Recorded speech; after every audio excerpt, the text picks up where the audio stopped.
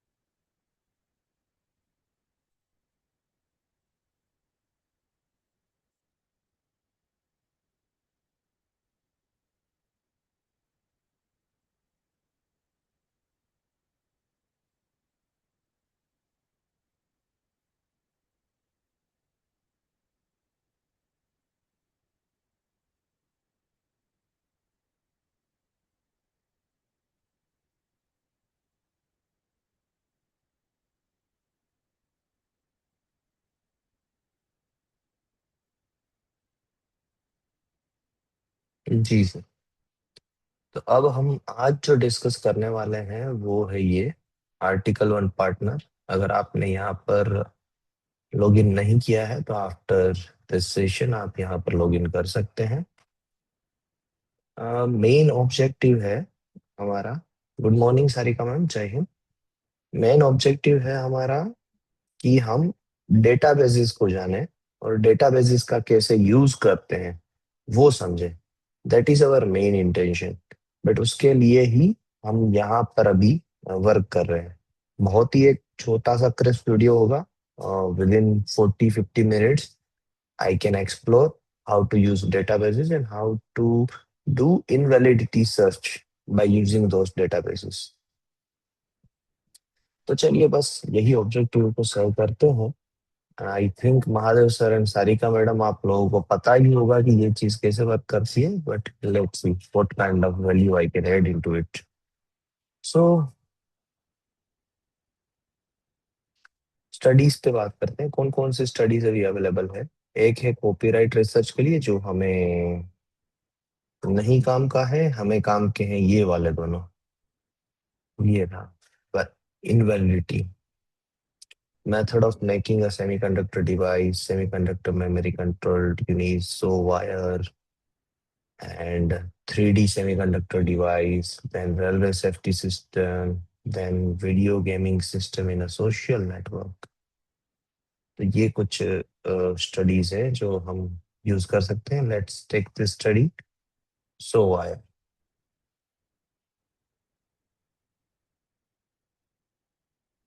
सबसे पहले हमें यहाँ पर क्वालिफाई करना पड़ेगा by giving answer to some questions, few questions.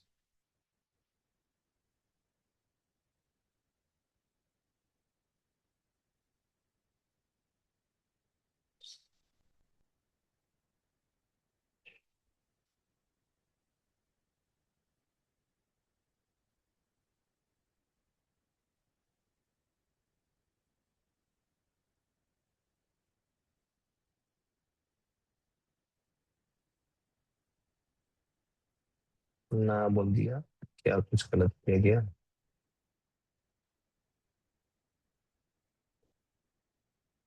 After reviewing study, I have conflict of interest due to my present। नहीं, कॉन्फ्लिक्ट ऑफ इंटरेस्ट तो नहीं है। कंफर्म किया मैंने।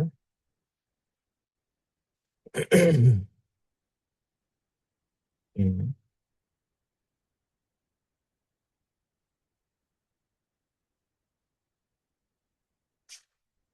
हम्म।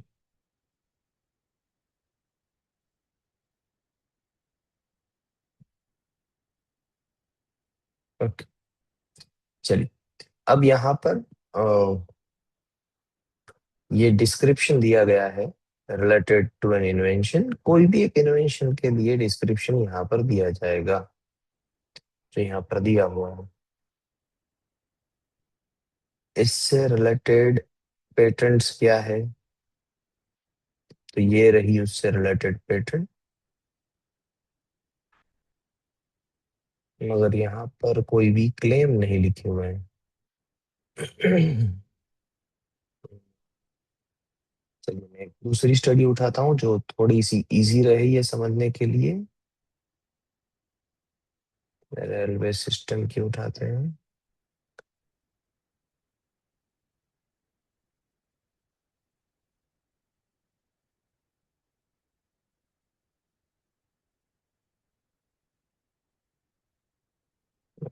बहुत सारे डेट्स आज।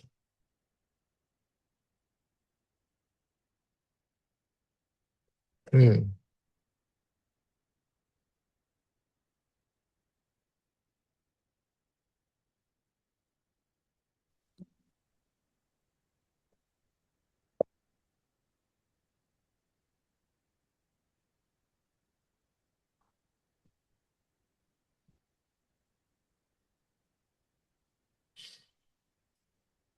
ये एक डिस्क्रिप्शन है रेलवे सेफ्टी सिस्टम का। वैसे हम उसको भी कर सकते थे सो वायर पे, कोई प्रॉब्लम नहीं थी।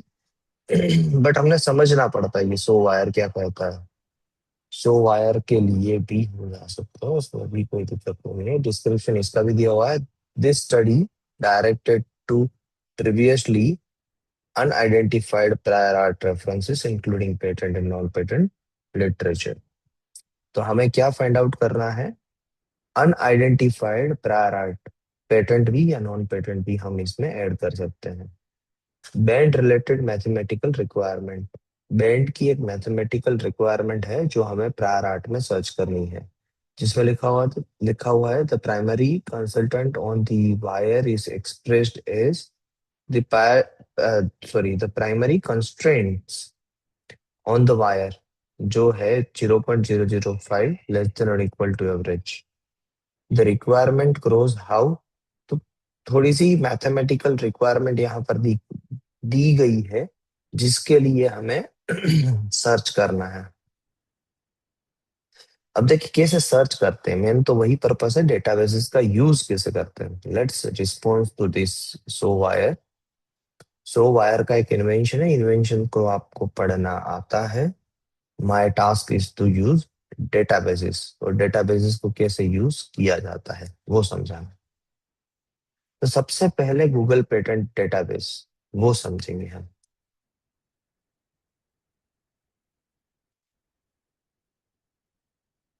ये रहा Google patent database. Google patent database में सबसे पहले हम मान लीजिए कि ये टाइटल को ही डालते हैं, सो वायर। तो ये क्या बताएगा, जितनी भी सो वायर से रिलेटेड पेटेंट्स हैं वो सारी पेटेंट्स हमारे सामने ओपन कर देगा। There are more than 1 lakhs of results are present here. तो अभी हम नहीं कह सकते हैं कि हमने जो भी पेटेंट या non patent literature find out किया। Okay, one more thing. देखिए यहाँ पर एक टिक मार्क है कि include non patent literature as well. तो आप यहाँ पर जब टिक करके फिर सो वायर सर्च करेंगे, तो अब आपके पास दोनों रिजल्ट्स आएंगे, पेटेंटेड वन भी और नॉन पेटेंटेड वन भी। तो अब हम नहीं कह सकते हैं कि सो वायर। देखिए हमने सर्च क्या किया, सो वायर। सो वायर का मीनिंग क्या हुआ कि सो वायर जितने भी पेटेंटेड या नॉन पेटेंटेड लिटरेचर में लिखा हुआ है वो सारे डॉक्यूमेंट्स हमारे सामने आ गए हैं। जितने भी डॉक्यूमेंट्स में ये वाला वर्ड होगा कहीं पर भी, तो वो डॉक्यूमेंट हमें यहाँ पर रिफ्लेक्ट होता हुआ दिखेगा। अब हमें क्या करना है? हमें इसकी क्वेरी जनरेट करनी है। क्वेरी जनरेट करना क्या होता है? क्वेरी होती है, एक बेसिक आइडिया दे दूं कि क्वेरी क्या होती है। अगर पूछा जाए इंटरव्यू में आपसे कि सर्च क्वेरी क्या होती है,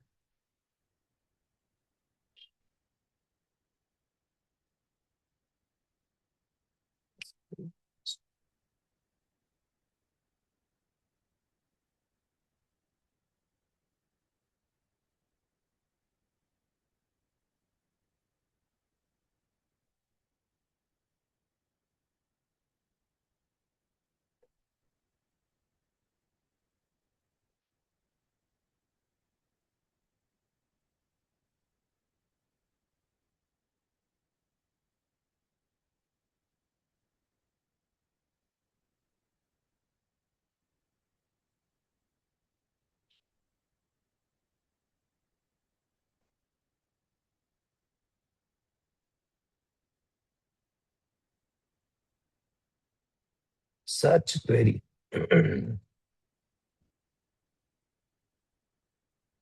सर्च क्वेरी होती है कि हम एक्सपेक्ट करते हैं कि कौन कौन से कीवर्ड्स मेरे इन्वेंशन के अंदर, अगर मेरा इन्वेंशन है related to emission control device मान लीजिए,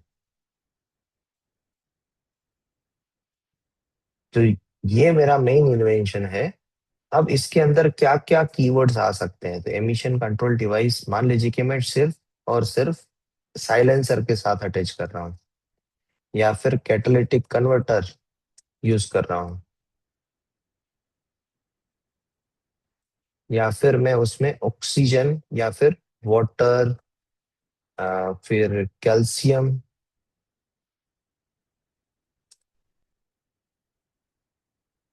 या फिर कार्बन का यूज कर रहा हूँ।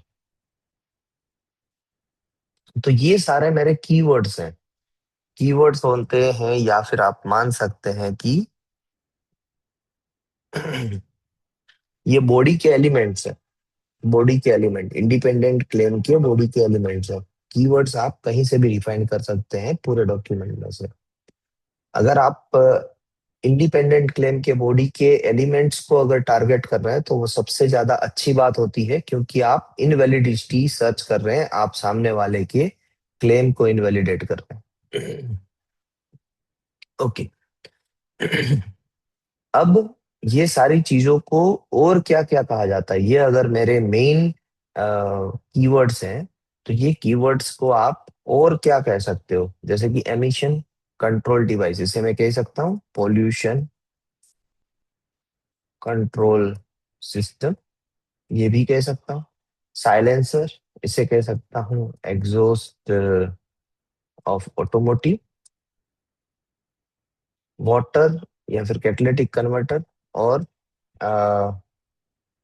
कैटलिस्ट यूज करते हैं। वाटर को और क्या कहा जाता है, वाटर को एक्वा भी कहा जाता है। जितने भी सिनोनिम्स हैं हम यहाँ पर यूज कर सकते हैं। कैल्शियम की जगह पर और क्या कर सकता हूँ मैं, तो कैल्शियम कार्बोनेट भी कोई यूज कर सकता है। एंड कार्बन की जगह पर एक्टिवेटेड कार्बन भी यूज किया जा सकता है। या फिर कार्बन का कोई भी सिनोनिम्स जो हो, जो एक डॉक्यूमेंट यानी कंटेन कर सकता है, वो सारे सिनोनिम्स आप और करके यहाँ पर ऐड कर सकते हैं, और करके फिर दूसरा, और करके फिर तीसरा। इसका मतलब क्या हुआ कि हम ये सारे कीवर्ड्स को सर्च करना चाहते हैं अपने क्वेरी में, अपनी क्वेरी में।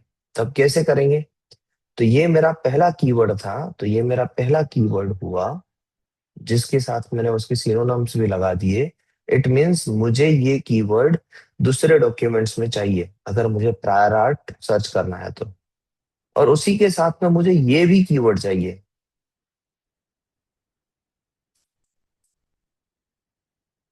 जब आप ये दोनों कंडीशन को एंड ऑपरेटर के साथ ज्वाइन करते हैं, ये भी एक ऑपरेटर है और भी एक ऑपरेटर है,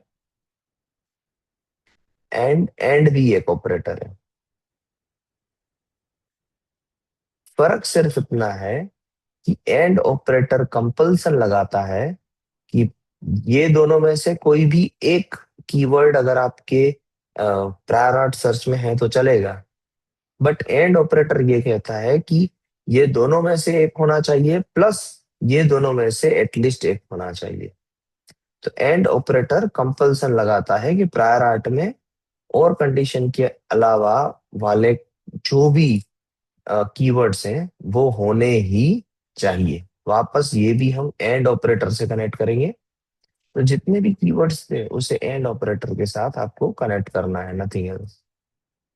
तो ये एक बेसिक क्वेरी आपकी जनरेट हो गई।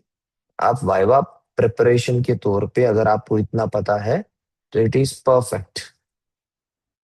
अगर आप इनिशियल लेवल पे वर्क कर रहे हैं, इतना पता है, तो इट इज परफेक्ट। बट इसमें यूएसपीटीओ थोड़े से एडवांस क्वेरी सर्च भी करवाते हैं।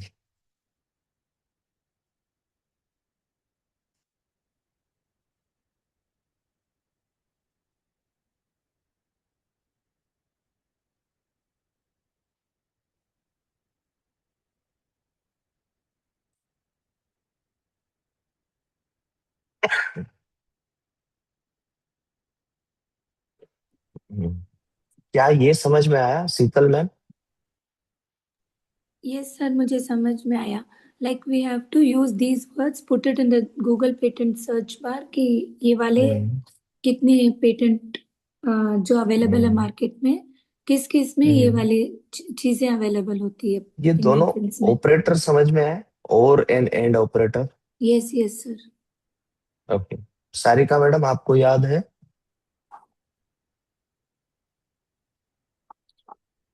जी, लाइक हो गई। और इन द सेंस एमिशन या पोल्यूशन, इन दोनों में से एक, एंड साइलेंसर एग्जॉस्ट में कोई एक।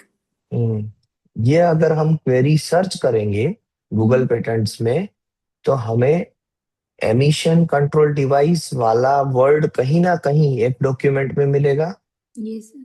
या फिर पोल्यूशन कंट्रोल वाला वर्ड मिलेगा। हम्म। दूसरा, साइलेंसर मिलेगा या फिर एग्जॉस्ट मिलेगा। तीसरा, कैटालिटिक कन्वर्टर मिलेगा या फिर कैटलिस्ट मिलेगा। तो एंड कंडीशन वाले जो भी पैरामीटर्स हैं, वो एक वर्ड तो डॉक्यूमेंट में रहेगा ही रहेगा। Mahadev sir, do you want to correct me? मैंने कुछ गलत लिखा है या परफेक्ट है इनिशियल लेवल पे? नहीं नहीं, ठीक है, परफेक्ट है सर, इनिशियल लेवल पे, यस। जी, जी। अब हम दूसरा एक डेटाबेस उठाते हैं, तो बस इसी तरीके से आपको ये स्टडी के लिए, कौन सी स्टडी थी हमारी, ये सो वायर के लिए भी आपको ऐसी क्वेरी बनानी है। ये पढ़ने के बाद क्वेरी बनानी है कि क्या क्या कीवर्ड्स हैं जो आ सकते हैं दूसरे डॉक्यूमेंट्स में, in order to invalidate this document. यानी ये डॉक्यूमेंट में जो लिखा हुआ है वो दूसरे डॉक्यूमेंट में पहले से लिखा हुआ हो, वैसी बात करेंगे। अब हम और एक डेटाबेस को जानते हैं, जो डेटाबेस यूएसपीटीओ है। यूएसपीटीओ में क्यों जानना जरूरी है? क्योंकि यूएसपीटीओ थोड़े से एडवांस लेवल में भी आपको सर्च गवर्न करके दे सकता है। अगर आप इतना समझ चुके हैं,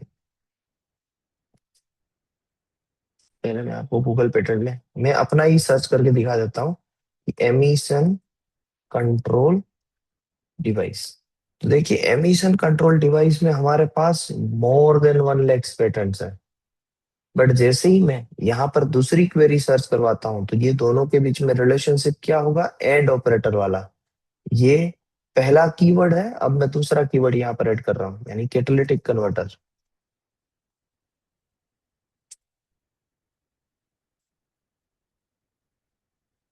तो अभी भी रिजल्ट उतना ही है। तीसरा, मैं यहाँ पर वाटर को ऐड कर रहा हूँ कि मेरे डॉक्यूमेंट में वाटर भी होना चाहिए। वाटर से ही मैं ये एमिशन रिड्यूस कर रहा हूँ, वाटर या एक्वा।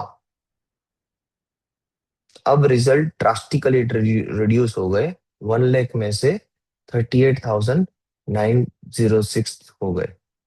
अब मैं इसके अंदर और ऐड कर रहा हूँ एक्टिवेटेड कार्बन।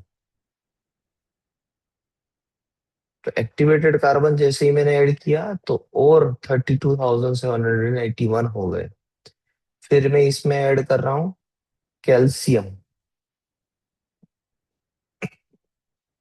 अब जैसे ही कैल्शियम ऐड किया, और रिड्यूस हो गए। 20,000 डॉक्यूमेंट है जिसमें ये सारे कीवर्ड्स अवेलेबल है। तो इसी तरीके से आपको एंड ऑपरेटर, ये सारे ऑपरेटर कैसे हैं, एक दूसरे के साथ कैसे कनेक्टेड है? एंड के साथ कनेक्टेड है। एंड के साथ, एंड कंडीशन के साथ या एंड ऑपरेटर के साथ कनेक्टेड है। यानी एक डॉक्यूमेंट, जो भी ये डॉक्यूमेंट है, यहाँ पर जो भी डॉक्यूमेंट है, जितने भी डॉक्यूमेंट साइटेड है, वो डॉक्यूमेंट एमिशन कंट्रोल डिवाइस ऐसा वर्ड कंटेन करते हैं। कैटालिटिक कन्वर्टर उसके अंदर है, वाटर है या एक्वा, दोनों में से एक वर्ड है। एक्टिवेटेड कार्बन कहीं ना कहीं वहां पर लिखा हुआ है, एंड कैल्शियम करके भी वहां पर कोई वर्ड अवेलेबल है। अब before dive into the USPTO, हमें एक और बात जान लेनी होगी, वो होता है ई स्पेस नेट। ई स्पेस नेट में से हम क्लासिफिकेशन सर्च कर सकते हैं, और वो क्लासिफिकेशन सर्च के लिए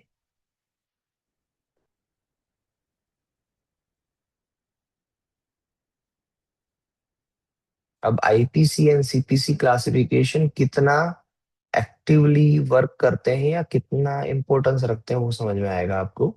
यहाँ पर हम अगर क्लासिफिकेशन सर्च करेंगे और मैंने यहाँ पर suppose emission control device search किया, तो आप देखोगे कि यहाँ पर एक हमारे पास लिस्ट बन के आ गई कि कौन कौन से क्लासिफिकेशन यहाँ पर हो सकते हैं। एंड आपको भी पता है कि आईपीसी एंड सीपीसी में व्हाट इज द डिफरेंस। ये जो y होता है ना, y, वो y डिफरेंस होता है। सीपीसी में y एडिशनल एक आपकी अ, एक श्रृंखला बन के आती है, बट आईपीसी में वो नहीं होती है। तो जब भी हम सीपीसी का y कैटेगरी का कोई अगर अ, ये सीपीसी सिंबल यूज कर रहे हैं, तो उसके साथ में हम ट्राई करेंगे कि हम बाकी के GHC दूसरे कोई अल्फाबेट भी यूज करें इन दैट मैनर। तो एमिशन कंट्रोल डिवाइस में हम देखेंगे तो यहाँ पर है GHGME लिमिटेशंस, यानी ग्रीन हाउस गैसेस एमिशन को मिटिगेट करने की बात हो रही है। जी हाँ, तो हम इसको सिलेक्ट कर सकते हैं। आपको अगर कुछ भी समझ में ना आ रहा हो, क्योंकि मैं जो टर्म्स यूज कर रहा हूँ अगर आप समझ नहीं पा रहे हैं तो कहते जाइएगा साथ साथ में, ताकि मैं आपको समझा सकूं थोड़ा सा और इजी कर सकूं। तो ये भी आप सर्च में यहाँ पर डाल सकते हैं। तो जैसे ही मैं ये लगाऊंगा, बहुत ही ज्यादा सर्च रिजल्ट डिक्रीज हो जाएंगे। जैसे ही मैंने परफेक्ट क्लासिफिकेशन लगाया, देखिए ओनली 1324 रिजल्ट आ रहे। तो हम कितने रिजल्ट से चले थे, मोर देन 1 लाख रिजल्ट से, कितने रिजल्ट्स पे आके अभी कंक्लूड कर रहे हैं 1234। वैसे ये ही अगर आप क्लासिफिकेशन क्या होता है सर, लाइक? क्लासिफिकेशन क्या होता है मैडम, ये जो जितने भी हमारे पैटर्न्स होते हैं ना मैडम, ये पैटर्न एक क्लासिफिकेशन के अंदर डिवाइड होते हैं। मीन्स यहाँ पर देखिए एक मेन क्लासिफिकेशन दिखाया गया है आपको, मैं फिर से दिखा, जितने भी इन्वेंशन है ना मैडम, वो सभी इन्वेंशन कुछ कैटेगरीज में कैटेगराइज करके रखे हुए हैं। ओके ये ओके। देख पा रहे हैं आप। Yes yes, like human performing. Okay sir, okay. तो हम्म हमारा कौन से ये कैटेगरी में फॉल होता है वो? हाँ, वो ओके दिखाना होता है। Okay okay sir. और वो क्लासिफिकेशन सभी पेटेंट ऑफिस देती है। ये क्लासिफिकेशन इंडिया में जब आप पेटेंट फाइल करते हैं ना, तो हम क्लासिफाई नहीं करते हैं कि हमारी पेटेंट कौन सी क्लासिफिकेशन में फॉल करेगी, but okay that classification given by the patent office to us. Okay okay okay sir, but understood. ये इतना सा छोटा सा याद रख लीजिएगा, it will give you more impact अगर आप इंटरव्यू में आंसर देने जा रहे हैं हम्म। कि मैं सर्च क्वेरी परफॉर्म कर सकती हूँ या फिर मैंने गूगल पेटेंट डेटाबेसेस यूज किए हैं। तो वो डेफिनेटली अगर अच्छे कोई इवेल्युएटर रहेंगे तो वो हम्म। आपसे क्वेश्चन करेंगे कि मैडम क्या आपने क्लासिफिकेशन मीन्स क्लासिफिकेशन का पता है आपको, तो आप कह सकते हैं कि हाँ, मैंने ई स्पेस नेट से क्लासिफिकेशन के बारे में इंफॉर्मेशन ली है। फिर ज्यादा फॉलो अप क्वेश्चन इतना ही हो सकता है कि वो आपको कहे कि एक केमिस्ट्री से रिलेटेड, ऐसे ही बोलेंगे, बड़ा बड़ा ये आपको बताना है कि भाई कोई केमिस्ट्री से रिलेटेड इन्वेंशन है, तो वो किस क्लासिफिकेशन के अंदर आता होगा, तो आप कहेंगे कि सी कैटेगरी या सी सिंबल उसे रिप्रेजेंट करेंगे। फिर सी ओके। का सब बाइफर्केशन अगर आपको नहीं आता है, इट्स ओके।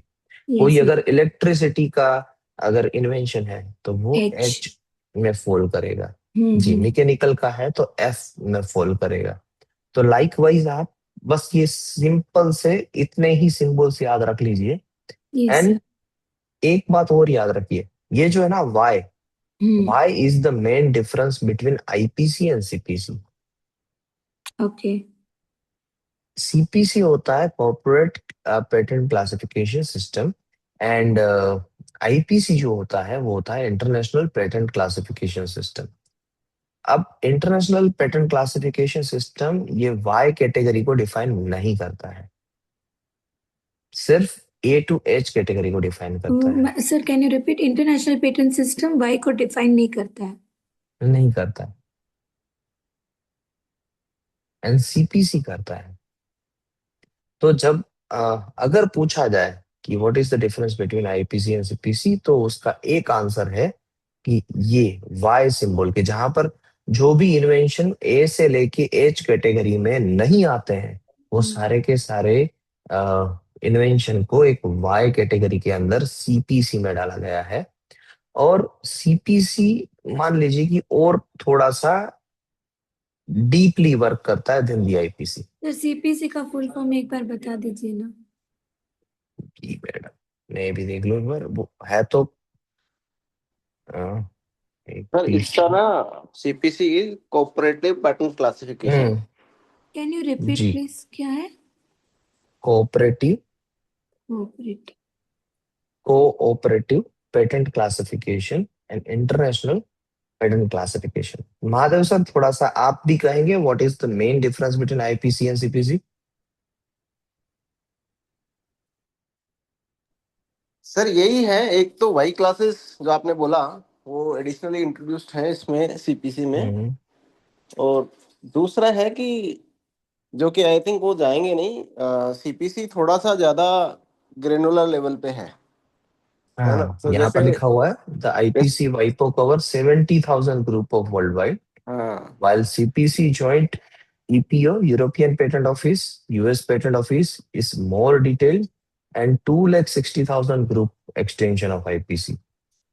तो डीप में जा रहा है थोड़ा सा सीपीसी। जी सर, प्लीज बताइए। एक एक एक चीज और है उसमें कि आप जो आईपीसी है वो थोड़ा डोमेन ओरिएंटेड ही ज्यादा होता है, सीपीसी में डोमेन और एप्लीकेशन सब डोमेन एप्लीकेशन एप्लीकेशन भी थोड़ा सा इंट्रोड्यूस्ड है उसमें। स्पेसिफाइड होती है।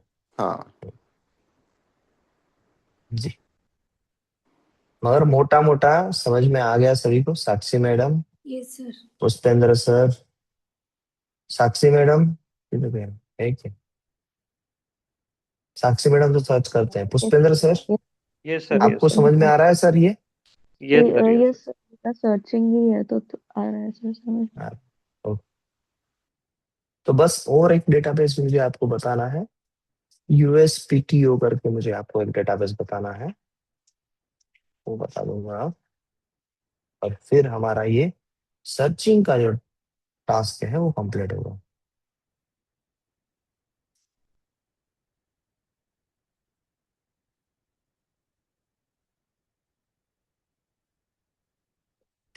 तो यूएसपीटीओ में जब हम, एक तो दो सर्च है यहाँ पर, बेसिक सर्च है, एडवांस सर्च है। बेसिक सर्च बहुत ही बेसिकली वर्क करता है हमारे यहाँ, जैसे हमने सर्च किया था वही है। देखिए यहाँ पर और ऑपरेटर है, तो मैं यहाँ पर लिखूंगा एमिशन कंट्रोल डिवाइस। अब यूएसपी,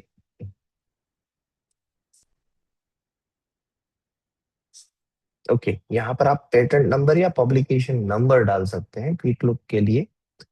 बट अगर आपको कोई सर्च करना है, बेसिक सर्च के भाई आप कहाँ पर सर्च करना चाहते हैं, एप्लीकेंट के नाम से, असाइनी के नाम से, या फिर सब कुछ, तो सब कुछ में डालिए। एंड फिर यहाँ पर लिखिए एमिशन ऑपरेटर, यहाँ पर एंड लगाएंगे हम, एंड ऑपरेटर, और ऑपरेटर, नॉर ऑपरेटर। फिर दूसरी क्वेरी है हमारी, तो हम लिखेंगे कि एमिशन के बाद जिसमें कंट्रोल कर रहा हो, एमिशन कंट्रोल, और सर्च करेंगे। तो ये सारी देखिए आप, सारी पेटेंट्स कौन सी सर्च होके आ रही है? सभी पेटेंट्स हैं यूएस डेटाबेसेस की, यानी यूनाइटेड स्टेट की ही सारी पेटेंट्स यहाँ पर आएगी और कोई नहीं आएगी। So that is the importance of US database. तो ये यूएस डेटाबेसेस का बेसिक सर्च है। बेसिक सर्च तो हमें समझ में आ गया, यूएस डेटाबेसेस के बेसिक सर्च से तो अच्छा गूगल पेटेंट ही सर्च है। फिर हम आते हैं एडवांस सर्च के अंदर।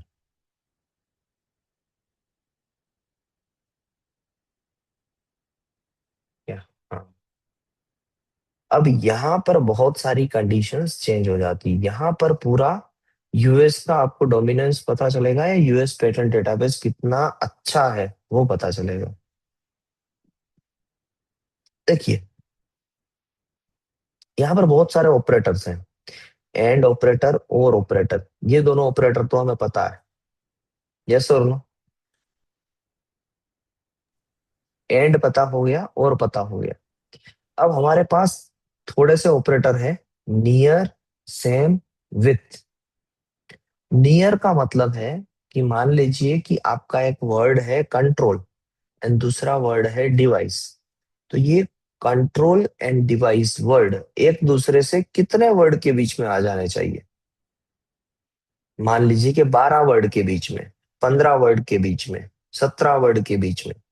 तो आप उसकी लिमिट सेट सेट कर सकते हो कि पहला वर्ड है जो कंट्रोल एंड दूसरा वर्ड है जो डिवाइस, वो दोनों के बीच यानी वो 12 वर्ड्स के बीच में आ जाए, वैसा कोई डॉक्यूमेंट दो। तो ये नियर वाला भी फंक्शन यहाँ पर यूज हो सकता है। एडीजे, सेम एंड विथ करके भी ऑपरेटर्स हैं। यही ऑपरेटर्स ये यूएस पेटेंट डेटाबेस इसको यूनिक बनाते हैं। US patent database operator with example.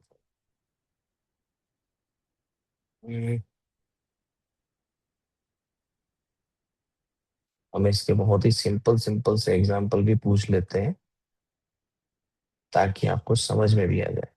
मैं शायद समझा रहा हूँ, आपको शायद ना समझ में आए, और ये सिस्टम आपको अच्छी तरीके से समझा देगी।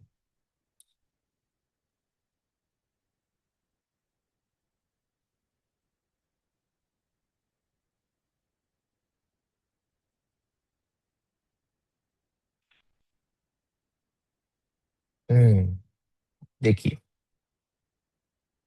पहला है ADJ, adjacent order. The term must be next to each other in exact order. जैसे कि अगर हमने लिखा है कि इलेक्ट्रिक व्हीकल, तो ऐसे ही आपके सामने डॉक्यूमेंट्स आएंगे जहां पर इलेक्ट्रिक व्हीकल से लिखा हुआ है। उल्टा नहीं होगा, व्हीकल इलेक्ट्रिक नहीं चलेगा। इलेक्ट्रिक व्हीकल ही जिस ऑर्डर में आपने एडजॉइनमेंट दिया या एडजेसेंट दिया है, उसी एडजेसेंट के टर्म्स में वो वर्ड सर्च होंगे। दूसरा ऑपरेटर है एडजॉइंट या sorry adjacent with has. With has का मतलब terms must be in order separated by not know more than has word. यानी कार्बन एडजेसेंट बाय 5 फाइबर। तो यहाँ पर जो डॉक्यूमेंट सर्च होंगे वो होगा कार्बन रेनफोर्स्ड फाइबर। उसके बीच में कितने वर्ड्स आ गए? तो कार्बन और फाइबर के बीच में आपने एक वर्ड अलाउड किया, दो वर्ड अलाउड किए, तीन कर सकते हैं, पांच कर सकते हैं, बट नॉट मोर देन 5। फिर आता है नियर। नियर एक अनऑर्डर्ड वर्ड है, यानी term must be next to each other but in any order. Any order यानी इक्विपमेंट पहले आ सकता है। यहाँ पर हमने जो लिखा था ना, इलेक्ट्रिक व्हीकल, तो व्हीकल पहले भी आ सकता है, इलेक्ट्रिक बाद में भी आ सकता है, मगर वो एक दूसरे से नियर रहेंगे। तो माउस नियर ट्रैप, तो find mouse trap and trap for a mouse, दोनों में से कोई भी फाइंड कर सकता है। वापस नियर के बाद हैज, तो नियर भी कितने वर्ड एक दूसरे के बीच में कितने वर्ड्स हो तब नियर होने चाहिए, वो भी हो सकता है। जैसे कि battery near 5 words of charging, तो बैटरी और चार्जिंग के बीच में जहां पर भी 5 वर्ड्स के अंदर ये दोनों वर्ड्स दिखाई देंगे, वैसे डॉक्यूमेंट्स आपके सामने आएंगे। विथ ऑपरेटर, तो विथ ऑपरेटर है सेम सेंटेंस, जैसे कि एंटेना विथ सिग्नल, तो इसका जो term must appear in the same sentence. तो जब एक सेंटेंस है, इस सेंटेंस में वो दोनों वर्ड आ जाएंगे एक ही सेंटेंस में, जहां से स्टार्ट हुआ और जहां पर फुल स्टॉप हुआ उसके पहले। तो एक एग्जांपल दिया है, good for ensuring two concept are discussed in the same immediate context. Okay, ये इसका एग्जांपल नहीं है। हाँ, मगर ये दोनों वर्ड्स एंटेना एंड सिग्नल वो एक ही सेंटेंस के अंदर आ जाएंगे। एंड लास्ट में है operator same. Same paragraph, same paragraph यानी दोनों वर्ड्स आपके एक ही पैराग्राफ के अंदर आएंगे। तो ऐसा भी आप ऑपरेटर्स यूज कर सकते हैं। और यही ऑपरेटर की वजह से बाकी के बुलियन ऑपरेटर को पता ही है आपको, एंड, और एन एक होता है नॉट। नॉट का मीनिंग है exclude documents containing the term, यानी मुझे ये टर्म नहीं चाहिए। मीन्स मैं पर्टिकुलरली बता रहा हूं कि मुझे ये वाला वर्ड अपने डॉक्यूमेंट में नहीं चाहिए, तो वो नोट से गवर्न होता है। एंड एक होता है X O R, exclusive O R, one or other but not both, यानी और कंडीशन है कि भाई ये दोनों में से मुझे एक वर्ड चाहिए या फिर दोनों नहीं चाहिए, यानी कौन सा वर्ड नहीं चाहिए, या दोनों में से एक ही चाहिए, दोनों वर्ड नहीं चाहिए वाली बात है। एग्जाम्पल भी दिया हुआ है, hybrid X O R electric finds document with hybrid or electric but rejects the mentioning both, यानी ये दोनों नहीं होंगे, कोई एक वर्ड होगा पूरे डॉक्यूमेंट में। तो इस तरीके से एक्स ओ आर भी होते हैं, ये बुलियन ऑपरेटर्स होते हैं। और जो प्रॉक्सिमिटी ऑपरेटर्स हैं, यानी कितनी प्रॉक्सिमिटी में, 5 वर्ड के अंदर, 10 वर्ड के अंदर, 15 वर्ड के अंदर, ये वाले ऑपरेटर्स को प्रॉक्सिमिटी ऑपरेटर्स कहा जाता है। इतना याद रखिएगा, ये अभी के लिए ये फील्ड कोड्स को याद रखना जरूरी नहीं है, ये भी आपके लिए नहीं है। बस दो ऑपरेटर्स याद रखिए, proximity operators and Boolean operators. तो जो हमने एंड और देखे वो किस टाइप के ऑपरेटर्स हैं? Proximity operator sir. नहीं, एंड और है बुलियन। ऑपरेटर और हाँ नॉट एन एक्स और जी, boolean and operator proximity. proximity with same adjacent near वो वाले सर। जी, तो बस इससे सर्च परफॉर्म करना है और आपको एक स्टडी यहाँ पर सबमिट करनी है। आज तक हो जाएगा, आज के दिन में यहाँ पर एक स्टडी सबमिट। इसके रिस्पॉन्ड में जब आप जाएंगे ना, इसके रिस्पॉन्ड में, तो आपको यहाँ से डॉक्यूमेंट सर्च करके, यानी आपने गूगल पेटेंट में जाके यहाँ से इतने डॉक्यूमेंट सर्च किए, मान लीजिए कि ये आपको लगता है कि this is the nearest one, ये डॉक्यूमेंट है जो प्रायर आर्ट बन सकता है गिवन स्टडी का, तो उसे ओपन करना है, उसकी पीडीएफ डाउनलोड करनी है, उसकी पीडीएफ को ही आपको रिस्पॉन्ड फाइल के अंदर ये डिटेल्स के साथ, यहाँ पर आपको रिस्पॉन्स की सबमिशन में आप डिटेल्स डालेंगे कि ये क्या है, आर्टिकल है, बुक है, पेटेंट है, तो कौन सी पेटेंट है, मान लीजिए यूएस पेटेंट है तो यूएस पेटेंट डालेंगे। फिर जैसे ही आप यूएस पेटेंट का नंबर यहाँ पर ऐड करेंगे और सर्च करेंगे तो वो पेटेंट आपके सामने आ जाएगी। एंड फिर क्या करना है, वो चीज यहाँ पर मेंशन्ड है माय डैशबोर्ड में, गेटिंग स्टार्टेड वीडियो में। तो आप एक स्टडी को सबमिट कीजिए यहाँ पर, तो इनवैलिडिटी सर्च आप कैसे परफॉर्म करेंगे, क्लेम मैपिंग कैसे होता है, वो चीज आपको पता चलेगी। डेटाबेसेस को सर्च कैसे करना है, शायद आपने थोड़ा थोड़ा तो 1-2 घंटे में तो वैसे ही होगा, बट हाँ, हमने मेजर चंक तो वैसे ही कवर कर लिया है यहाँ पर, क्या चीजें होती है मेन यूएस पेटेंट डेटाबेस। अब हाँ, एक बात और है कि इंडियन पेटेंट ऑफिस काफी टाइम पे हम, है ना, कि हम हमारा डेटाबेस हमें पता नहीं है, ऐसा ना हो। तो हमारा डेटाबेस है इन पास।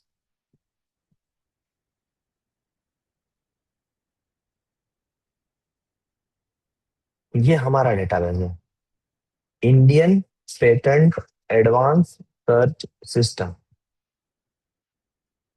इसमें भी आप अगर देखेंगे तो 4 टैब है पेटेंट सर्च, यानी अगर आपके पास कुछ भी नहीं है, आपके पास सिर्फ कीवर्ड्स हैं, तो कीवर्ड्स के लिए आप पेटेंट सर्च में जाएंगे। पेटेंट सर्च में भी 2 टाइप है, published and granted. Published patent को भी सर्च कर सकते हैं, ग्रांटेड को भी कर सकते हैं। बाकी की चीजें एज इट इज है, जैसा हमने कहा था, जैसे कि यहाँ पर है एप्लीकेशन डेटा, पब्लिकेशन की डेट से, डेट ऑफ ग्रांट से, या प्रायोरिटी डेट से, कहाँ से आप करना चाहते हैं। कंडीशन भी है यहाँ पर, एंड, और, एंड नॉट, ये बुलियन ऑपरेटर्स तीनों दिए गए हैं। जैसे ही आप ऐड बटन पे ऐड करेंगे तो एक नया वापस यहाँ पर टर्म ओपन हो गया। यहाँ पर आपको दिखाई दे रहा है कि टाइटल में आपको कोई वर्ड ढूंढना है, एब्स्ट्रैक्ट में ढूंढना है, कंप्लीट स्पेसिफिकेशन में ढूंढना है, कहाँ पर ढूंढना है, मान लीजिए कंप्लीट स्पेसिफिकेशन में ढूंढना है।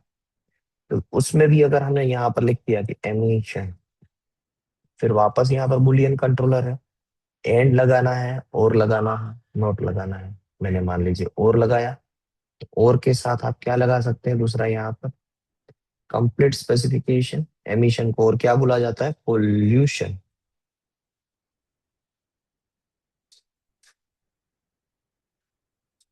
ये पोल्यूशन को भी आप ऐड कर सकते थे। अब ये दोनों के बीच में और कंडीशन है। अब तीसरा जो आ रहा है उसके साथ मुझे एंड कंडीशन लगानी है, तो एंड कंडीशन के साथ मैं ऐड करूंगा वापस कंप्लीट स्पेसिफिकेशन। एमिशन के साथ मुझे चाहिए कंट्रोल, वापस एंड कंडीशन।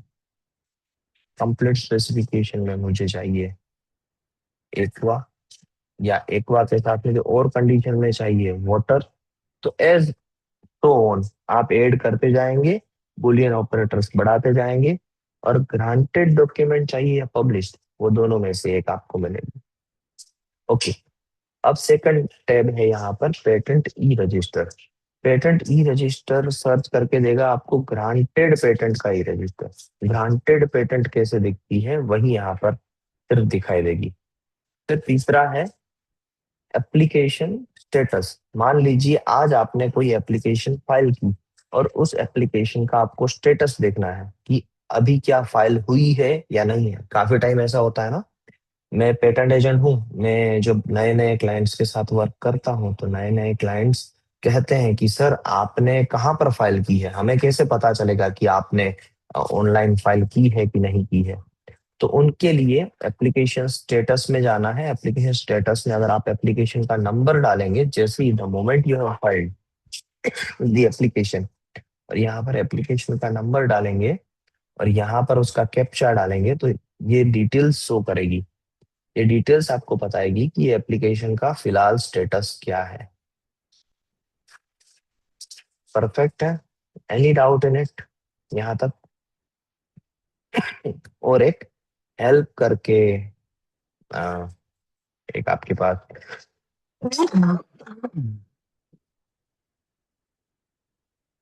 टेप दिया हुआ है जो बता रहा है कि सारे सिंबल्स जब आप यूज करेंगे सर्च सिंटेक्स में, स्टार का क्या मीनिंग है, डैश का क्या मीनिंग है, एंड डिस्क्रिप्शन का क्या मीनिंग है। बट ये इतना डिटेल में जाने की जरूरत नहीं है, बस आपने Boolean operator and proximity operator समझ लिए, क्लासिफिकेशन को समझ लिया। I think it is more than enough. अगर आप ऐसा कहते हैं कि मैंने डेटाबेसेस को सर्च किया है, तो डेटाबेसेस को यूज करना बस यही होता है। अब जितना आप इसको यूज करते जाएंगे उतना आप फेमिलियर होते जाएंगे ये डेटाबेसेस के साथ। और तीन डेटाबेसेस बताना कौन कौन से, USPTO, Google patent and InPASS, more than enough कि कोई आपको जज कर पाए कि आपके पास एक बेसिक नॉलेज है या नहीं है डेटाबेसेस का। डेटाबेसेस की बात आप जब भी करें, दिमाग में ये क्वेश्चन रखिएगा कि आपसे क्लासिफिकेशन के बारे में भी पूछा जा सकता है, आईपीसी एंड सीपीसी। और साथ में आपको ये भी पूछा जा सकता है कि डेटाबेसेस में जब आप यूज कर रहे हैं तो क्या ऑपरेटर या क्वेरी कैसे आप जनरेट करते हैं, या क्वेरी होती क्या है। तो उसमें दोनों टाइप के ऑपरेटर्स आप बता दीजिएगा, proximity operators and Boolean operator. मगर याद रखिएगा प्रोक्सिमिटी ऑपरेटर्स आप कौन से डेटाबेस में यूज करेंगे, only and only USPTO. And जो बुलियन ऑपरेटर्स है वो कहां पर आप यूज करेंगे, बुलियन ऑपरेटर को आप यूज करेंगे only and only in case of, means only नहीं, वो तो सभी में होते हैं बट ज्यादातर इन पास में या फिर आप गूगल पेटेंट्स में ये बुलियन ऑपरेटर्स को यूज करते हैं। ओके, अब ये सारे डेटाबेसेस को कहा जाता है फ्री डेटाबेसेस, ये पेड डेटाबेसेस नहीं है। पेड डेटाबेसेस का अगर आपको नाम जानना हो तो एक पेड डेटाबेस है पेटसीयर। बहुत सारे आप सर्च करेंगे तो मिल जाएंगे, this is one of the database. अब ये क्या करता है या फिर इसमें और क्या चीज एडवांस्ड है, तो ये मान लीजिए कि अगर आपने एक पेटेंट फाइल की है, अगर आप अपने पेटेंट की कीवर्ड्स को यहाँ पर ऑपरेट करते हो, देखिए ये पूरा sorry, यहाँ पर दिखाया ही गया है उनका फीचर। तो वो लैंडस्केपिंग करके देता है कि अब मान लीजिए कि आप पीसीटी फाइल करना चाहते हैं, तो पीसीटी और किस किस कंट्रीज में आप कर सकते हो, मीन्स आपकी पेटेंट की तरह ही दूसरी कौन कौन सी जगह ऐसी है जहां पर ये पेटेंट फाइल है, ऐसी पेटेंट फाइल है लाइकवाइज, और कितनी क्वांटिटी में फाइल है। तो आपको पता चल जाएगा कि भाई यूएसए के अंदर एमिशन कंट्रोल डिवाइस पे अभी मोर देन 1 लाख पेटेंट फाइल्स हैं, तो मुझे वहां पर टारगेट करना चाहिए अगर मेरा इन्वेंशन यूनिक है तो ये भी थोड़े से एडवांस सर्च करके देता है। सारी चीजें वैसे तो लिंक्ड अप होती है गूगल पेटेंट जैसा डेटाबेस स्पेस से ही, क्योंकि वहां पर ही सारी जो इंफॉर्मेशन अपलोड होती है वही इंफॉर्मेशन को ये बार बार अपलोड करते रहते हैं। बट हाँ, इनका जो सर्च ऑप्टिमाइजेशन होता है वो थोड़ा सा यूजर फ्रेंडली होता है, थोड़ा सा एडवांस आपको आंसर्स देते हैं। क्लेम मैपिंग आप यहाँ पर बहुत आसानी से कर सकते हैं। क्लेम मैपिंग नाम सुन के बहुत बड़ा बड़ा लगता है। क्लेम मैपिंग का मतलब आप जैसे ही आर्टिकल 1 पार्टनर एक बार इस एक स्टडी सबमिट करोगे समझ जाओगे। क्लेम को मैप करना यानी क्लेम के साथ दूसरे क्लेम को कंपेयर करवाना, बस इतना सिंपल सी बात है। वो इतनी सिंपल सी बात आप समझ लोगे तो क्लेम मैपिंग कोई बड़ी बात नहीं होगी। एक स्टडी सबमिट करोगे आर्टिकल 1 पार्टनर पे तो हो जाएगा। ओके, अभी हम बात कर रहे हैं नेशनल बायोडायवर्सिटी एक्ट की। अब दूसरा एक टॉपिक ले लेते हैं, बस उस टॉपिक के बाद आप इनेबल हो जाएंगे एनबीए की प्रोसेस को भी हैंडल करने के लिए।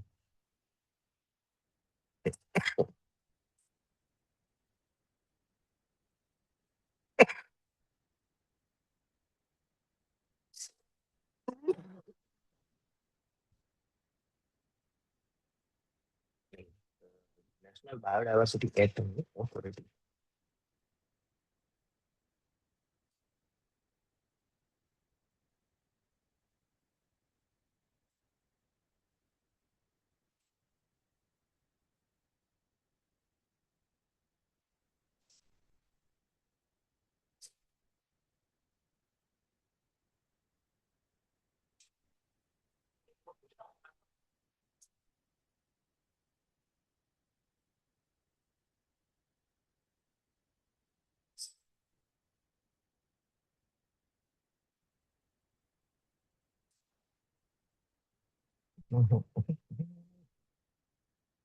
क्या हो रहा है?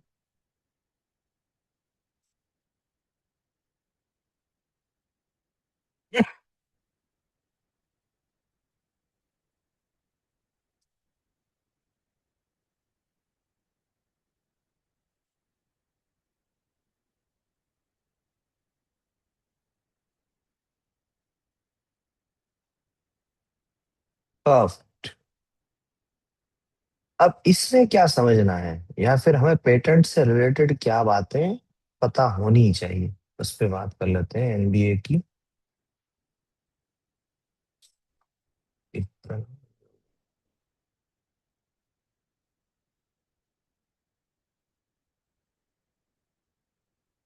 absefiling.unique.in।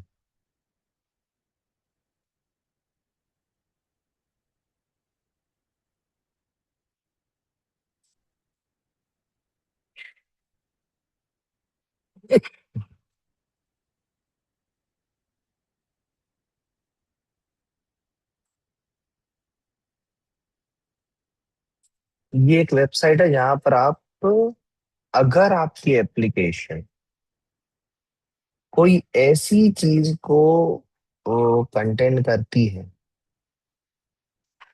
जो इंफॉर्मेशन नेशन की बायोडायवर्सिटी को इफेक्ट कर सकती है। बायोडायवर्सिटी, मान लीजिए कि कोई ऐसे एक पौधे हैं, या कोई, हाँ मान लीजिए कि आपने कोई ऐसा पौधा, पौधे में से कोई ऐसा चीज एक्सट्रैक्ट कर रहे हैं कि जिसकी वजह से वो पौधा बाद में कभी जिंदगी में होगा ही नहीं, या सारी चीजें आप उसको कंज्यूम कर लेंगे विद इन 1-2 years और समथिंग लाइक दैट, यानी उसकी एग्जिस्टेंस ही खत्म हो जाएगी अगर आपका इन्वेंशन चला। तो उस पौधे की एग्जिस्टेंस ही इंडिया से निकल जाएगी। तो वैसी चीजों के लिए नेशनल बायोडायवर्सिटी अथॉरिटी अपनी अप्रूवल देती है कि आप उस पे पेटेंट करें या इन्वेंशन करें या ना करें। तो इनका काम ही यही होता है कि कोई किसी भी चीज का एग्जिस्टेंस खत्म ना हो जाए उस पर्टिकुलर टेरिटोरी में। ये तो फाइलिंग है इसकी।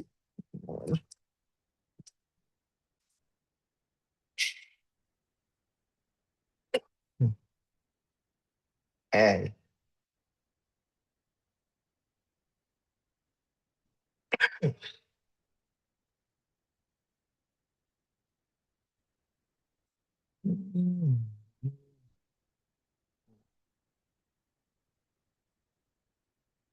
ये न्यू रजिस्ट्रेशन पे ही आ रहा है। Menu FAQs latest update.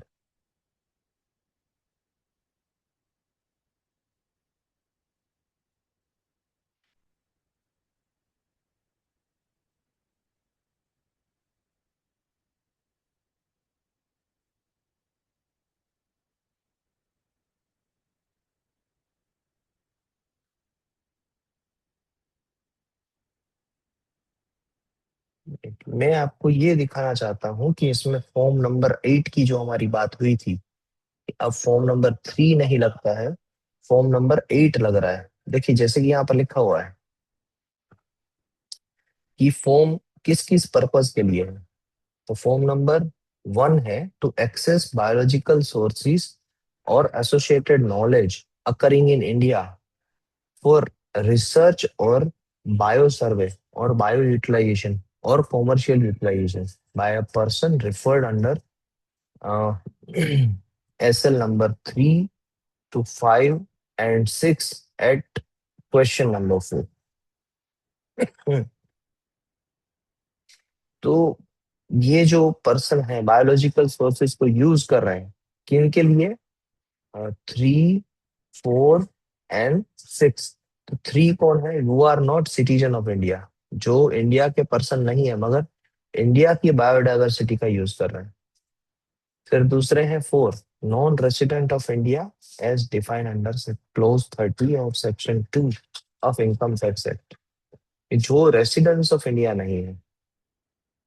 And sixth क्या है? Body corporate association organization incorporated registered in India, okay, incorporated or registered in India having non-Indian participation in its share capital management। तो तीनों चीजें जो जा रही है वो है कि इंडिया के बाहर के कोई पर्सन है जो इंडिया की बायोडायवर्सिटी का कहीं पर भी यूज कर रहे हैं तो उनको फॉर्म नंबर 1 फाइल करके एक्सेस की अप्रूवल लेनी होगी NBA से। वैसे ही फॉर्म नंबर 2 है, 3 है, 4 है। मुझे एक दिन का टाइम दीजिए, मैं आपको वो भी सर्कुलर दिखाऊंगा जहां पर लिखा है क्लियर कट कि अगर इंडियन पर्सन भी कोई ऐसी पेटेंट फाइल करता है जैसे कि मैं यहाँ पर जाता हूँ IP इंडिया वेबसाइट पे। तो IP इंडिया वेबसाइट पे जब हम पहली बार फाइल करेंगे ना, ये हम ई फाइलिंग के अंदर गए,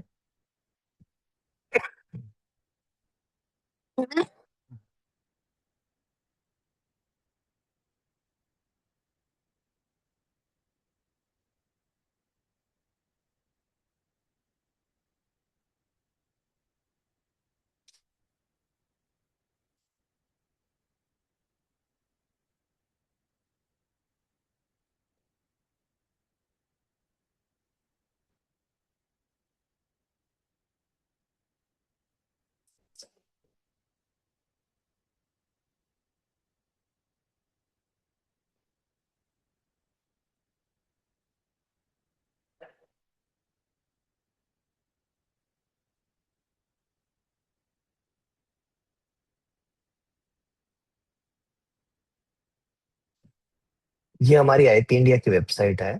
यहाँ पर अगर हम जा रहे हैं न्यू एप्लीकेशन पे तो सबसे पहला ये एक नोटिफिकेशन आएगा हमारे पास, पॉपअप होगा, ये पढ़ना जरूरी है। If your invention is based on any research, information on a biological resources obtained from India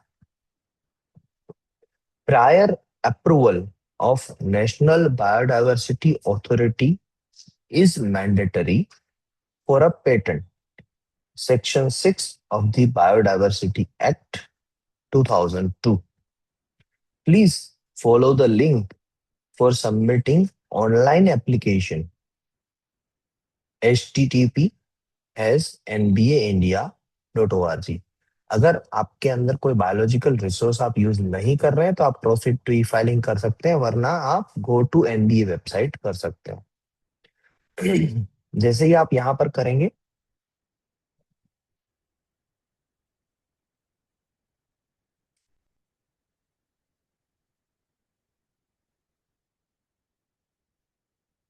important notice to stakeholders regarding filing e-forms pertaining to IPR application। इसे जब हम ओपन करेंगे, हाँ ये रहा, देखिए लिखा हुआ है कि previous form as per the biological diversity rules 2004, form number 3 पहले क्या था?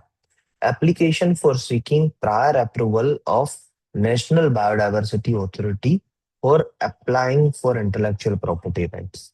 बट अब क्या है? अमेंडेड है फॉर्म नंबर 7। फॉर्म नंबर 7 किन के लिए है? Application for seeking prior approval on a national biodiversity authority before grant of intellectual property rights. Before क्या है? ग्रांट से पहले। दूसरा क्या है? Form number 8, application for registration with the national biodiversity authority before grant of intellectual property right. तो यहाँ पर सिर्फ रजिस्ट्रेशन की बात है, वहां पर ही यहाँ पर अप्रूवल की बात हो रही है।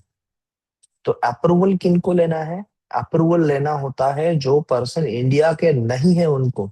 अगर आप इंडियन सिटीजन हो तो फिर आप सिर्फ और सिर्फ ये रजिस्ट्रेशन करके भी आप काम चला सकते हो।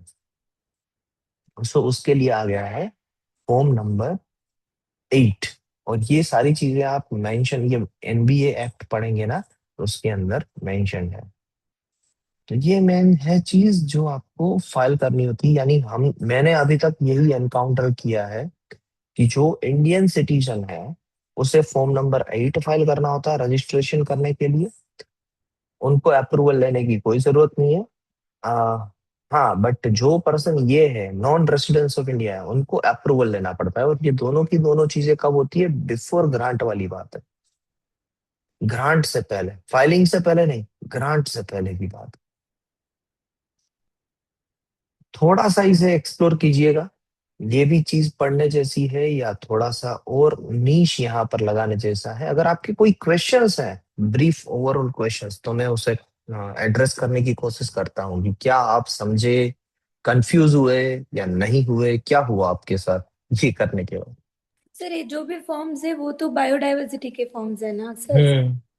ये तो यार we just have to know about it that the form. नहीं मैडम, देखिए मैं इसीलिए तो यहाँ से गया हूँ कि हम्म। पेटेंट फाइल आप जब कर रहे हो ना, तो this is actually the first step of it. Okay okay sir. So अगर आप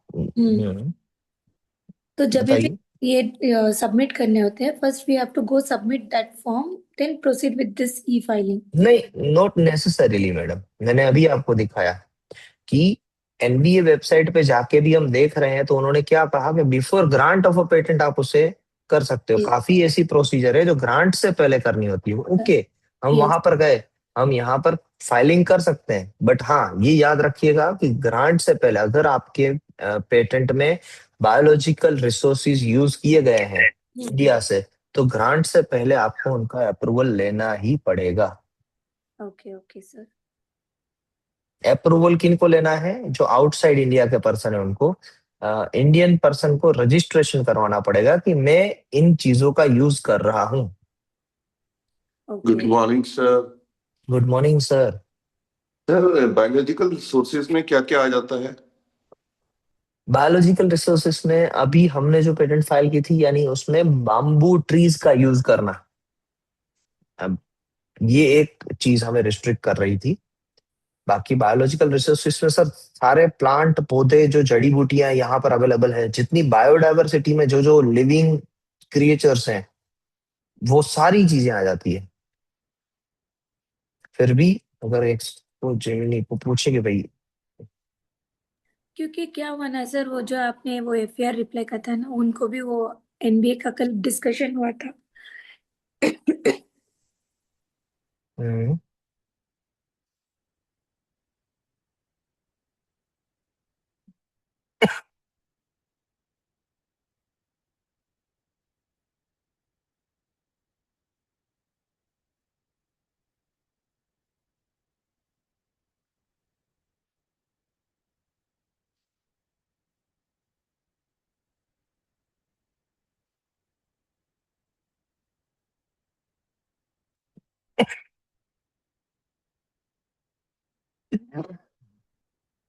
क्या कह रहे थे मैडम आप?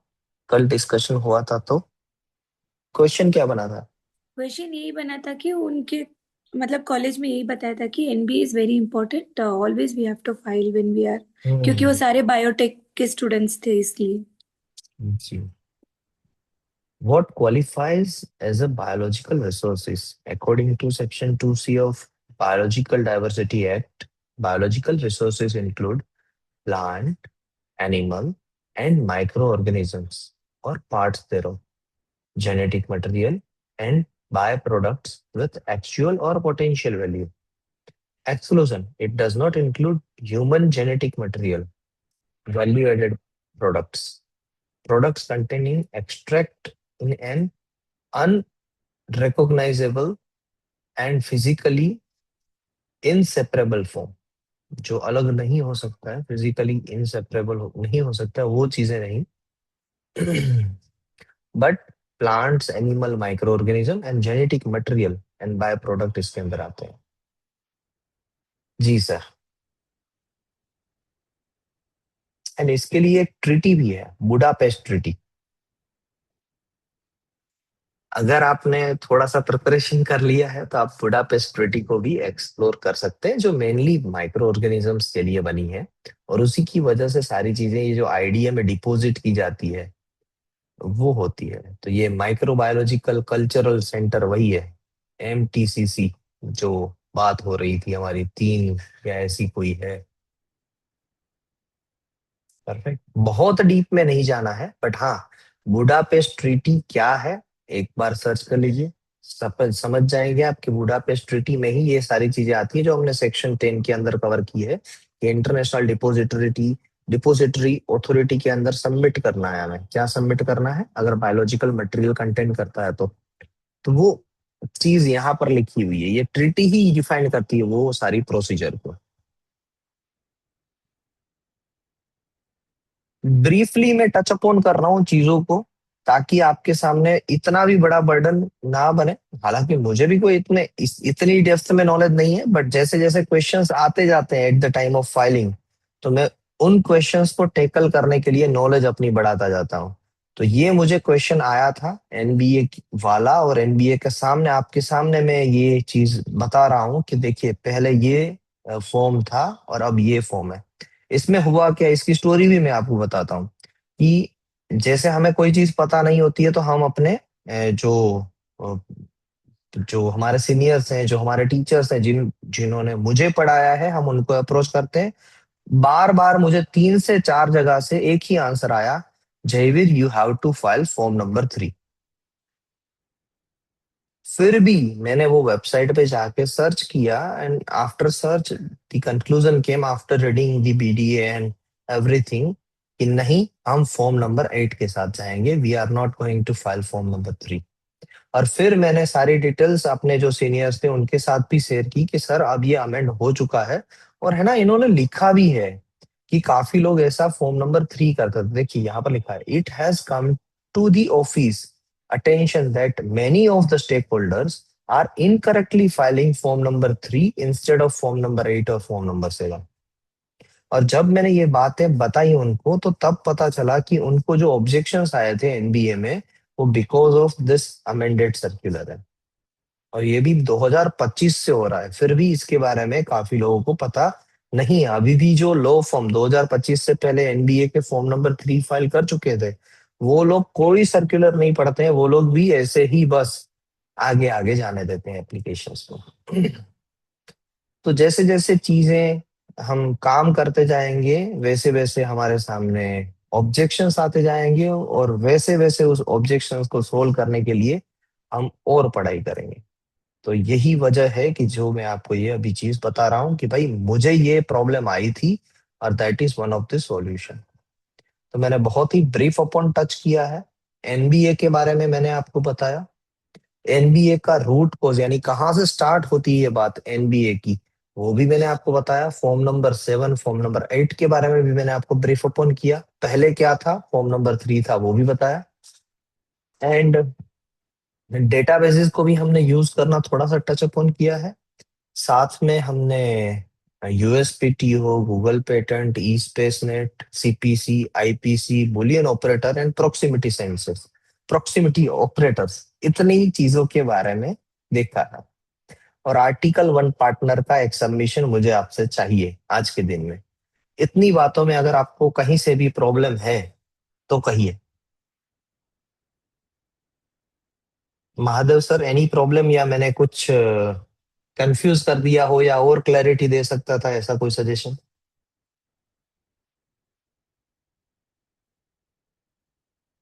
परफेक्ट। सर बोल रहे हैं ठीक है सर, अब ये सारी चीजें एक साथ में कर रहे हो आप। चलो, सारिका मैम, आपको कुछ ना समझ में आया हो या कोई suggestion? No sir. Okay, Sheetal madam, any suggestion या anything that you are missing, ये चीज में से जो हमने No, बताई sir, I उसमें have से? noted down whatever you have told. Today I will work on it. Okay, And उसके बाद कुछ प्रॉब्लम होगा तो I'll surely get जी। back. पुष्पेंद्र सर, सर चीजें क्लियर हुई, नहीं हुई, कितनी हुई? साक्षी मैडम, साक्षी मैडम तो सर्च करते हैं, तो साक्षी मैडम एनी इम्प्रूवमेंट जो मैंने बताया उसमें, कि ऐसे नहीं वैसे करते सर तो अच्छा होता है, something like that? Sir sir जैसे मैं हम लोग पेड डेटाबेसेस ज्यादा यूज करते हैं, तो ये सब मतलब नोन है, बट गुड टू नो है ये वाले भी कि एग्जैक्टली इनकम पास स्पेशली में क्या होता है, बट क्योंकि मैं मैडम पेड डेटाबेसिस तो मैं ट्राई हाँ करूंगा कि पेड सीयर का एक्सेस मिल जाए, तो पेड डेटाबेसिस भी एक बता दूंगा। हाँ नहीं नहीं नहीं सर नहीं मैं सर, दे वो दूंगा ठीक जी। है। अरे सर, तो बस दे दीजिएगा। तो हम बल्कि एक बार, हाँ कोई दिक्कत नहीं सर सर, वो और कर दो। एडवांस ही है, बट आई थिंक बेसिक ही पूछेंगे तो इतना आई थिंक सफिशिएंट होगा, इतना डीप नहीं जाएंगे। जी, गंगाधर सर, ठीक था सेशन? कैसा था, बरोबर था ये सारी चीज जानना? हाँ सर। आप भी सारे डेटाबेस यूज करते हैं ना सर? प्रोक्सिमिटी से ऑपरेटर, ये बुलियन ऑपरेटर? नहीं सर, ये नहीं करते। जो पब्लिक फ्री अवेलेबल डेटाबेसेस हैं, चाहे तो उसी में है ग्लोबल ना, चाहे यूएसपीटीओ में ऑफिस, ना। तो वही करते हैं। Perfect sir. तो हम एक पेट सीयर को भी देख लेंगे, दिनेश सर जैसे ही हमें एक्सेस देंगे तो हम उसको भी एक्सप्लोर कर पाएंगे। तो यही था आज के सेशन का मोरल ऑफ द स्टोरी, कि मुझे आपको डेटाबेसेस के बारे में बताना था, ऑपरेटर्स के बारे में बताना था, sir prior art starting search में के क्या बताया था आपने? सर मैंने 7:15 में ज्वाइन करा था, उसके पहले मैडम, क्या बताया मैंने था? उससे पहले बताया था आर्टिकल 1 पार्टनर वेबसाइट पे जाइए, एंड उसमें हम्म। इनवैलिडिटी सर्च कीजिए। ओके। हाँ, वो आप ये वीडियो की रिकॉर्डिंग देखेंगे ना, तो आपको पहले ही मिल जाएगा कि कैसे उसमें। जयवीर सर मैंने भी मैं थोड़ा सा ही ओके सर। लगाया वीडियो। प्लीज आप अगर अभी अपलोड कर पाए तो मैं देख लूंगा। सर ये प्रोसेस होता है आधे घंटे में, तो मैं 9 बजे कर दूंगा सर, अभी। डन है सर, थैंक यू। जी। और फिर भी आपको कोई डाउट्स हैं तो बताइएगा। आज मैंने ऐसे पॉइंट को टच अपॉन किया है कि जो शायद आपके वाइवा में ऑफ बिट क्वेश्चन आ सकते हैं, मैं इसको ऑफ बिट क्वेश्चंस कहता हूँ। यानी जो लोग सर्च कर रहे हैं, जैसे साक्षी मैडम है, महादेव सर है, उनको तो ये क्वेश्चन आ ही सकते हैं बाय डिफॉल्ट। बट अगर दिनेश सर को, गंगाधर सर को, सारिका मैडम को, शीतल मैडम को, पुष्पेंद्र सर को, पुष्पेंद्र सर आप भी वर्क करते थे ना पहले पेटेंट में ही, तो जो भी वर्क नहीं कर रहे हैं वैसे लोगों को जब ये क्वेश्चंस आएंगे, तो वो कुछ डिफेंड कर सके, ऐसा ना लगे कि हमें कुछ भी नहीं पता है। सब कुछ पता होने की बात नहीं कर रहा हूं, बट कुछ भी पता नहीं है ये वाली बात नहीं होनी चाहिए। अब एनबीए के बारे में भी हमें पता है थोड़ा बहुत, फिर ऑपरेटर्स के बारे में भी पता है, उसमें भी हम डेप्थ में गए हैं। ऐसा भी नहीं कि ऑपरेटर सिर्फ एंड और नहीं, ये दोनों नहीं है, एंड और नॉट, और बाद में एक्स और करके भी बुलियन ऑपरेटर्स देखे हैं हमने, और साथ ही में प्रोक्सिमिटी ऑपरेटर्स को भी हम जानते हैं, यूएसपीटी को भी ये पहचानते हैं, गूगल पेटेंट्स को भी हम पहचानते हैं, ई स्पेस नेट को भी हम पहचानते हैं, आईपीसी सीपीसी को भी हमने टच अपॉन किया है, एंड साथ ही में इन पास, इन पास भी पूछा जा सकता है, तो इन पास को भी हम जानते हैं, क्योंकि जैसे ही वो लोग पूछेंगे ना बार बार आपको यूएसपीटीओ गूगल पेटेंट्स के बारे में, तो फिर वो कहीं ना कहीं घूम फिर के इन पास पे आएंगे ही आएंगे, और वो होना भी चाहिए। हमें अपनी सिस्टम को रोबुस्ट करना भी चाहिए। परफेक्ट। तो टच अपॉन किए हैं ऑफ बिट क्वेश्चंस को। बुडापेस्ट ट्रीटी, एक आपके लिए असाइनमेंट है कि बुडापेस्ट ट्रीटी के बारे में आप पढ़ेंगे, ब्रीफली पढ़ेंगे, एंड दूसरा आपके लिए असाइनमेंट है कि आर्टिकल 1 पार्टनर की एक स्टडी सबमिट करेंगे। साक्षी मैडम और महादेव सर ना करें, इट्स ओके, उनको पता है क्या चीजें करनी होती है, बट बाकी सभी लोग ये एक स्टडी सबमिट करेंगे, एक इनवैलिडिटी सर्च सबमिट करेंगे, ताकि आपको पता चले कि क्लेम मैपिंग होती क्या है, इनवैलिडिटी सर्च होता कैसे है। सर ये ये क्या दो होती है चीजों को इनवैलिडिटी सर्च? सर, जैसे कि वैलिडिटी, कि आप जो बोल रहे हो, मैं जो बोल रहा हूँ वो वैलिड कब होगा, कोई प्रूफ मिलेगा तब होगा ना। जी सर। सर हम कैसे करते हैं रिसर्च में वैलिडिटी, वैलिडेशन कैसे करते हैं कि मेरे जो रिजल्ट हैं वो परफेक्ट है, ऐसा वैलिडेशन कैसे होता है कि आज से पहले भी ये प्रोसीजर किसी ने की है और उनके भी रिसर्च पेपर में वैसे रिजल्ट्स ऑब्टेन हो रहे हैं, तो वैलिडेशन हुआ ना हमारा। वैसे ही सर, जब आप जो भी पेटेंट को सर्च कर रहे हैं, उस पेटेंट की इंफॉर्मेशन अगर उससे पहले कहीं पर भी अवेलेबल है, मान लीजिए मेरी एक पेटेंट है, मेरी एक पेटेंट की मैंने आज पेटेंट फाइल की, और आज से पहले वो इंफॉर्मेशन अवेलेबल है, तो मेरी पेटेंट क्या हो जाएगी सर, इनवैलिडेट हो जाएगी।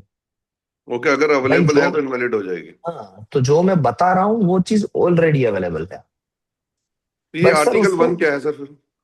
हाँ, आर्टिकल 1 पार्टनर एक ऐसी वेबसाइट है जहां पर अ, उन लोगों ने, मीन्स यूएस के लोगों ने एक ऐसी इकोसिस्टम डेवलप्ड की है कि जहां से हर एक पर्सन जो भी इंटेलेक्चुअल है वो उनके लिए काम कर सकता है, उनके लिए, यानी कि इनके लिए, यूएस पीटीओ के लिए, यूएस के जो फर्म्स है उनके लिए, जहां पर यूएस को अगर कोई भी पेटेंट को इनवैलिडेट करवाना है, किसी भी पेटेंट को चेक करना है कि भाई ये चलेगी कि नहीं चलेगी, इसको इनवैलिडेट किया जा सकता है कि नहीं किया जा सकता है, तो अगर वहां पर एक प्राइज मनी भी होती है, आपको दिखा भी देता हूँ, वो वेबसाइट पूरा काम करती है उसी पे ही सर, कि किसी भी पेटेंट को इनवैलिडेट करवाना, किसी भी कॉपीराइट को इनवैलिडेट करवाना। देखिए ये कॉपीराइट का रिसर्च है,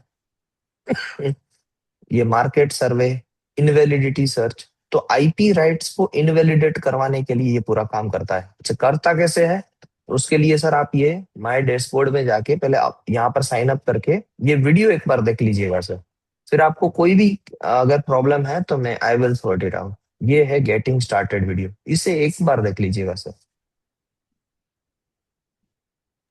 जी सर, परफेक्ट सर। धन्यवाद।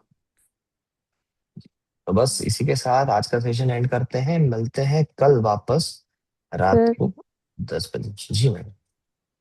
सर जैसे मैम ने एक बताया था कि आईपी इंडिया की साइट से भी उनसे क्वेश्चन पूछे गए थे सर। हम्म। तो सर वो मतलब जैसे टॉपिक वाइज तो पता है कि नीपम और सीपम हम्म। वगैरह तो, बट और क्या सर पूछे गए थे उसके अलावा? आईपी इंडिया की साइट खोली है कि नहीं, किसी मैम से पूछे गए थे बीच में, कैसे कौन से हेडर्स में क्या होता है, ऐसा कुछ पूछा गया था उनसे। मैडम आईपी इंडिया की वेबसाइट को आप इतना ही देख लीजिए।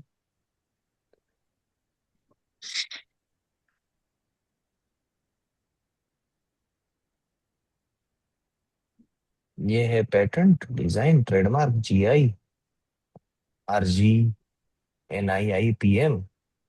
ये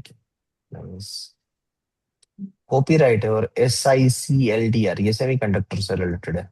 एक ये इसके बारे में देख लीजिए। So ये बस ये मेन टिप्स। राजीव हाँ, Gandhi Rajiv national Gandhi. Institute of intellectual property क्या है mission. Sir? Rajiv Gandhi Rajiv Gandhi uh, न, राजीव गांधी फिर क्या है, institute of intellectual intellectual property. Institute of intellectual property mission. Okay. तो इसके बारे में भी इंफॉर्मेशन यहाँ पर दी गई है। ज्यादातर अगर मैडम पूछेंगे ना अब के बार क्वेश्चंस, तो यहाँ से ये जो नोटिफिकेशंस आती है ना, वहां से पूछे जाते हैं। ये जो न्यूज एंड अपडेट्स होती हैं, वहां से पूछे जाते हैं। सर एक ओके 9 तारीख को भी है ना, सोमवार कल शाम को। पर उसका नोटिफिकेशन नहीं है, वो ट्रेडमार्क ऑफिस के यानी ट्रेडमार्क अटर्नीज के लिए है पूरा। इसका ओके कोई ओपन नोटिस नहीं है किसी के पास, वो मेल आए हैं सभी को। जी सर, मुझे भी आया था ये। हम्म। फाइल करते हैं ना। ट्रेडमार्क फाइल कर रहे हो तो सर आएगा 100%। Okay sir. ओके। मगर आप कहाँ पर कह रहे थे या मुझे याद नहीं है। मैं अगर एक बार रिकॉर्डिंग्स देखूंगा, अगर मुझे समझ में आएगा तो मैं आपको कांटेक्ट कर दूंगा मैडम कि एग्जैक्टली उनको क्या क्वेश्चंस किए गए थे और क्या उनके आंसर्स थे। Okay sir. जी। Anything else? नो। चलिए, तब तक के लिए जय हिंद and have a nice day. Thank